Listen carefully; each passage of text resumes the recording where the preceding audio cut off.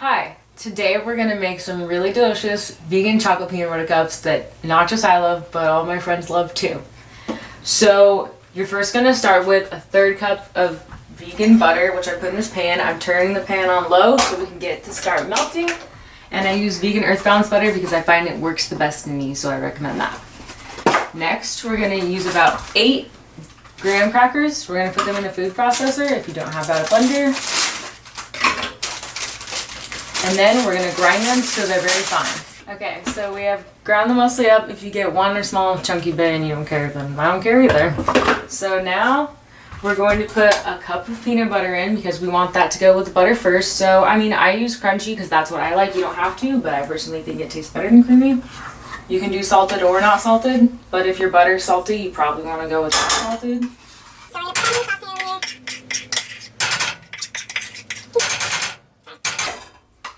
Then we're going to put this 1/4 cup of brown sugar in. Brown sugar is gritty in the red texture. It just works best with chocolate peanut butter. Then we're going to pour these in, and if you don't think that's enough filling, you can always add a little almond flour or something, so that's up to you.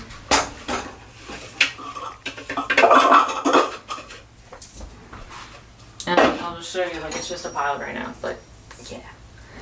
And then optional, I like adding vanilla extract because I just like vanilla in that part. You don't have to, so I'm adding a little bit of that. And again, optional, I wouldn't do this for your first time, but I love spice, so I'm putting cayenne pepper in mine, but if you want the traditional chocolate peanut butter cup taste, don't do this.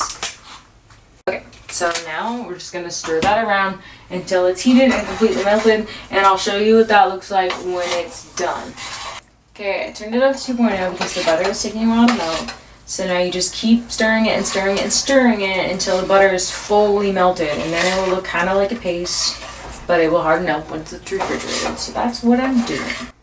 Okay, so as you can see, it's finally fully mixed. So I'm going to divide it evenly between 11 cups. You can do 12, but I personally like them bigger in my mouth, so I do 11. You can do about a heaping tablespoon. I kind of just see as it goes along. If some end up way smaller, then I just take a little from another one and even it out in the end. But it probably wants to fill slightly over half the cup because you gotta have enough room for your chocolate, but you don't have to have a lot of room for your chocolate because it's only the top layer, but it will be a thick layer. Yeah. Okay, so they're even enough. So this is them all divided out, and now we're gonna do the chocolate portion, which will go on top. So we're gonna measure out a cup of vegan chocolate chips. A lot of stores sell vegan chocolate chips like at Co-op or Trader Joe's, so you just gotta read the ingredients because some contain milk chocolate. So we're gonna pour these in here after some struggle. And dump them in here, yeah!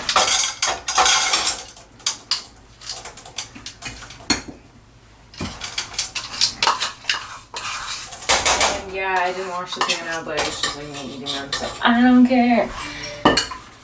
And next we're going to add a 1/4 cup of soy milk.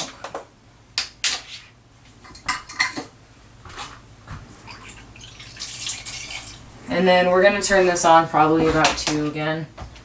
And this will take a little while because the chocolate has to get completely melted, but we're just going to keep stirring it and stirring it and stirring it. And I personally like to add now, but I wouldn't do this for your first time, some mushroom to mine for some health benefits. So I'm going to add some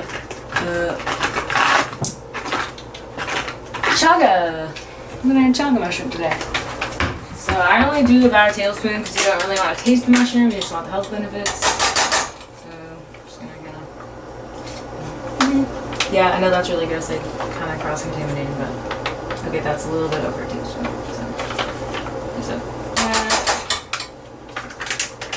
because hormones are, mushrooms are good for your hormones. So stir, stir, stir, stir, and then when it's done stirring completely and looks pretty, I'll show you the results. Okay, so it will look very melty like this. Woo! And if you still think it's not enough chocolate, you can always melt more, but that's covers enough.